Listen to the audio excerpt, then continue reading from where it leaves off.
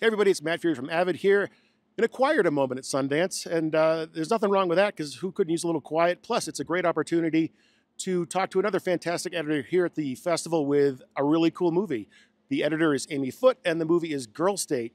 Amy, I was back here in 2020, if memory serves, and I think there was a film called Boy State here at the time. Is there a connection between the two, and whether there is or not, please tell us about Girl State.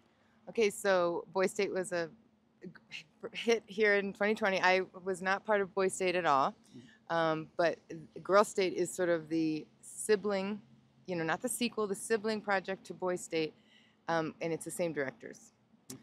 So Girl State is a film that follows a week-long program in Missouri where 500 girls get together for a week and build state government from the bottom up. And we follow 7 characters navigating this world and their ambitions, etc. Okay, I want to talk about those 7 characters, but first I should ask, since you weren't involved with Boy State at all, how did you become attached to Girl State?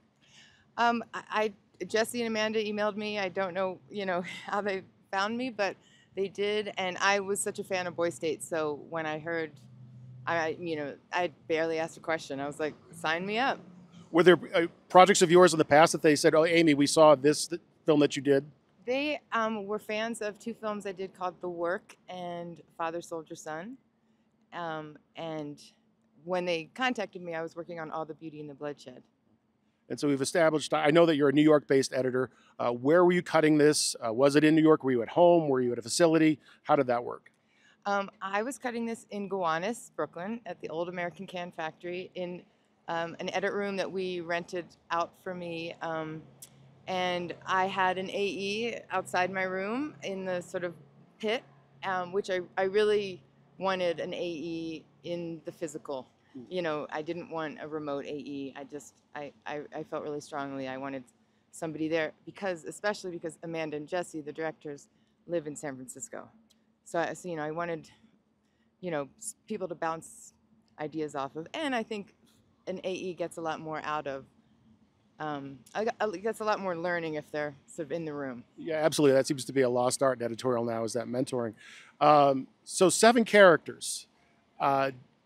Just being able to, finding a story within all that footage is hard enough. Now you have 7 characters. Were you doing anything in terms of, on paper or in the Avid to think of, how do I balance the attention on these 7 different characters? Well, I didn't think there was any chance we'd ever have 7 characters. I just thought there's no way a film can hold that many characters. So originally I really focused on 4 characters with sort of 2 main characters that have real transformations over the week and 2 more that were also sort of important parts of the story. And so we built, I built each character one by one sort of thing, after I screened all the footage, I just sort of did character beats for each character one at a time, and then, we combined it into an assembly, and then at that point, we realized where we could use these other characters that maybe didn't have as long of an arc in the week, but were important parts of sort of understanding what the girls were all experiencing and the different themes. So I've talked to scripted editors who will often say oh, you're documentary or unscripted. I could never do that. I mean, that's a whole different skill set. When you're going from blank slate to finished product, what's the first step you go through to sort of at least build out a framework? Is it, and I unfortunately haven't seen the film yet, so I don't know what elements you have to work with, but are there interviews? Are there certain pieces you put in place ahead of time where okay, if I have these building blocks in, I can then work around that and fill in the rest? Well, every film is different, but this film, because it's a week-long, there's a beginning, middle, and an end to the week. There's a chronology of events. So that helps, because you are building your characters around, something needs to happen before something else. So you start with a general sort of plot of, we're following the election of the state governor, and then the other part of the film is we're following the building of a Supreme Court. So,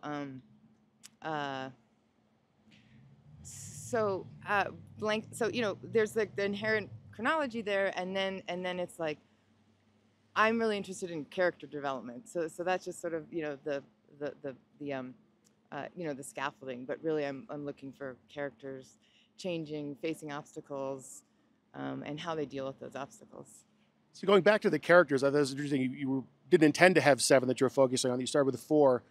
I would think for you as an editor and as a woman with a project like this, sort of developing an affinity, like sort of seeing yourself in some of these characters, and it's sort of hard not to be like favoring one of them just because there's a relationship that you build mentally with one or more of these characters.